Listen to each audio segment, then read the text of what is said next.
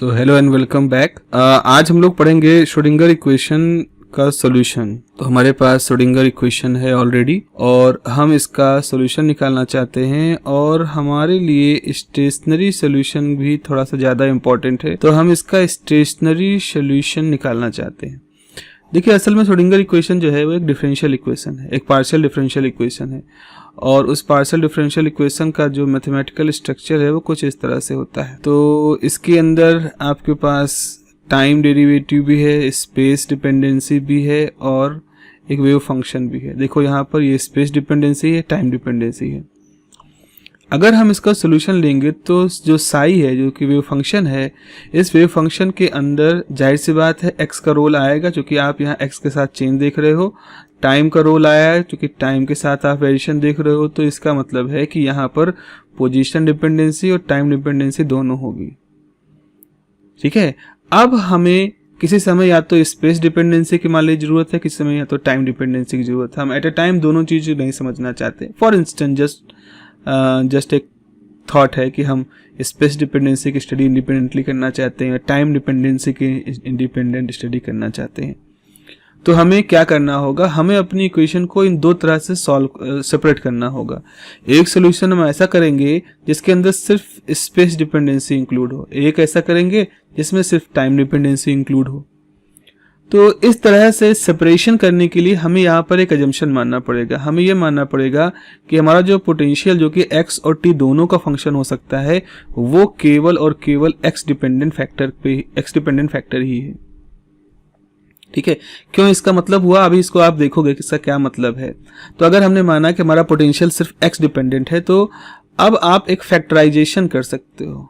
आपको एक फैक्टराइजेशन करने का एक अधिकार मिल जाता है, जहां आप अपने वेव फंक्शन को मान लीजिए दो हिस्सों में ब्रेक कर रहे हो। एक उसका पोजीशन डिपेंडेंट हिस्सा है और दूसरा उसका टाइम डिपेंडेंट हिस्सा है।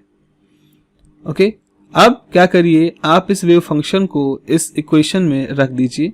तो ये हो जाएगा I H cross del over del T, और ये आपने रखा एफ जो कि एक्स डिपेंडेंट है, जी जो कि टाइम डिपेंडेंसी में है, और इधर हो जाएगा minus H cross over 2m d2 by D X square plus v जो कि फंक्शन ऑफ x माना है, और यहाँ पर भी x डिपेंडेंट है और यहाँ पर भी टाइम डिपेंडेंसी है।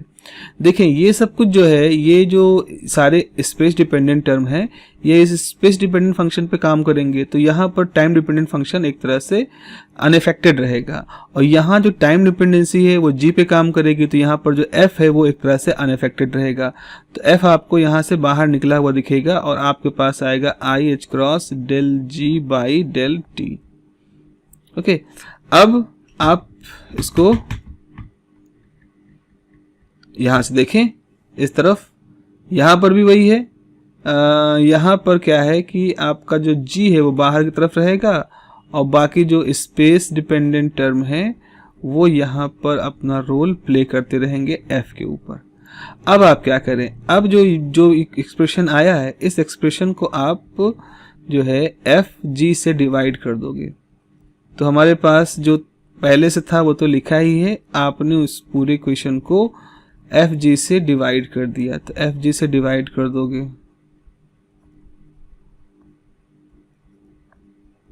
ये हो गया हमारा डिवीजन। तो डिवीजन देखो, f को f कैंसिल कर दे रहा है, g तो इन्वॉल्व है यहाँ पर तो g नहीं होगा, यहाँ g को g कैंसिल कर देगा, f इन्वॉल्व है तो वो नहीं होगा।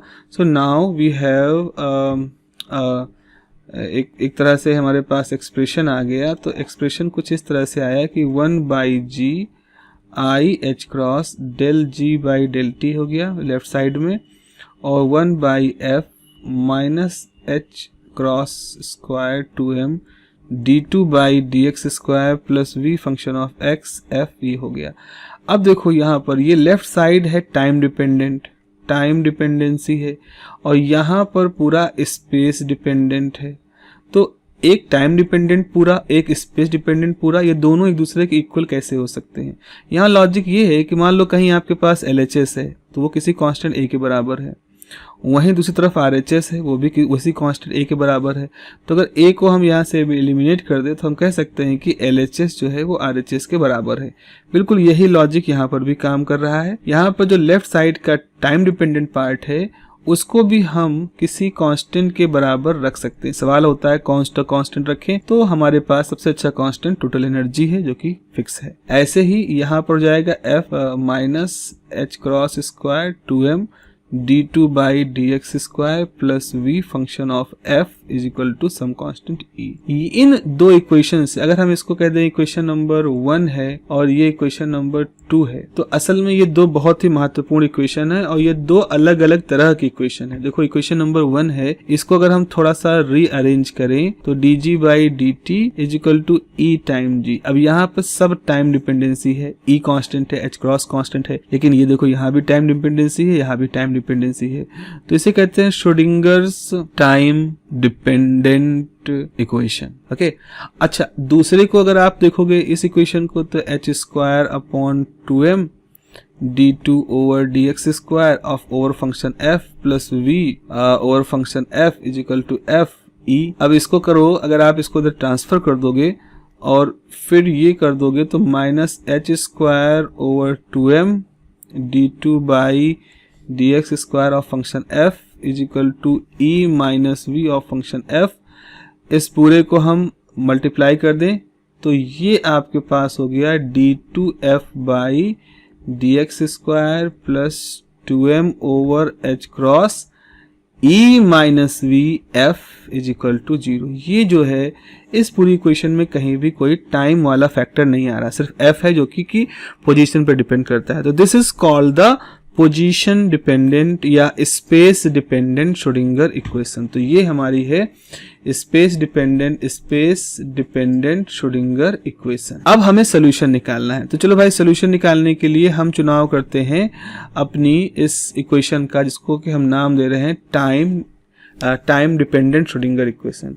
तो टाइम डिपेंडेंट श्रोडिंगर इक्वेशन का हम यूज करेंगे और इसका सोल्यूशन निकालेंगे। तो सोल्यूशन निकालने के लिए यहाँ पर एक मेथड इस्तेमाल करना पड़ेगा। इस मेथड का नाम है वेरिएबल सेपरेबल। तो ये मेथड तो लिबनिज का ही डेवलप किया हुआ मेथड है। तो इस मेथड में क्या करते हैं, एक तरह के वेरिएबल एक तरफ रख लेंगे। तो हमारे पास डेल जी है, तो आप राइट साइड से यहाँ से जी ट्रांसफर कर दो तो del G by del T हो जाएगा और इधर क्या हो जाएगा E upon I H cross del T. अब एक काम आप ये करो, इसको तो भी थोड़ी देर ऐसे छोड़ दो, आई से मल्टीप्लाई कर दो और आई से डिवाइड कर दोगे। तो आई से डिवाइड कर दोगे तो आई स्क्वायर हो जाएगा, ठीक है। तो ये हो जाएगा del G by G is equal to minus I E by H cross del T. देखो इस आई स्क्वायर को हम -1 लिख रहे हैं। अब क्या करना है, इंटीग्रेट कर देना है। तो इसको इंटीग्रेशन कर दोगे तो जाएगा I E over H integration del T, ये हो जाएगा लॉग जी और ये हो जाएगा minus I E T over H cross, और यहाँ पर मान लो कांस्टेंट ऑफ इंटीग्रेशन हो गया लॉग ए। तो ये हो गया log G minus log A is equal to I E T over H cross. ये हो जाएगा log g upon a is equal to minus I E T over H cross.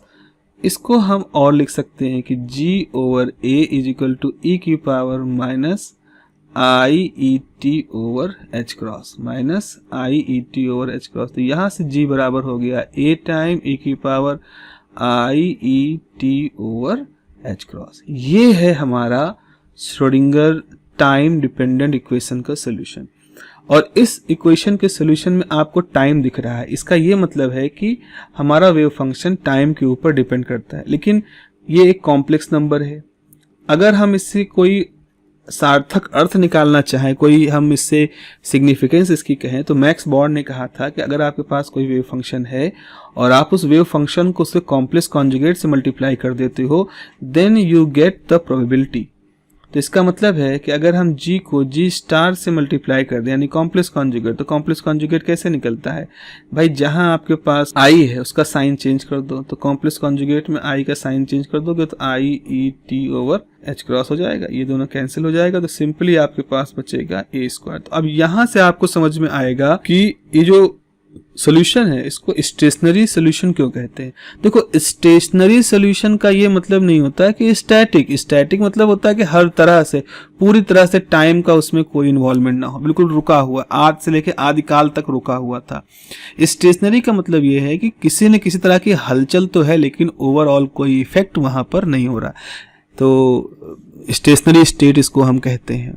तो अगर फंडामेंटल लेवल पे जाके देखें तो अगर पत्थर का एक टुकड़ा रखा हुआ है और आप कह रहे हैं चट्टान कई साल से यहाँ पर है, तो इसका मतलब चट्टान ऊपर से ओवरऑल देखने पर तो स्टैटिक है लेकिन इंटरनली उसके अंदर न्यूक्लियस एटम सब एक वाइब्रेटिंग स्टेट में तो है ही, इलेक्ट्रॉन लगातार एटम के चारों तरफ चक्कर लगा रहे हैं। सो स्टेशनरी स्टेट सोल्यूशन यहाँ पर इसलिए आपके सामने दिख रहा है क्योंकि प्रोबेबिलिटी जो है इस फंक्शन के लिए प्रोबेबिलिटी हमेशा कांस्टेंट आती है। तो ऑल्दो जी में टाइम डिपेंडेंसी है लेकिन जो उसका फिजिकल सिग्निफिकेंस है probability, that remains constant, that remains independent of the time. That is why this solution is called the stationary state solution for Schrödinger equation. तो time dependent part के लिए हम इस तरह का solution निकालते हैं। So I hope you got the basic idea of this whole process and have a nice day and take care of yourself.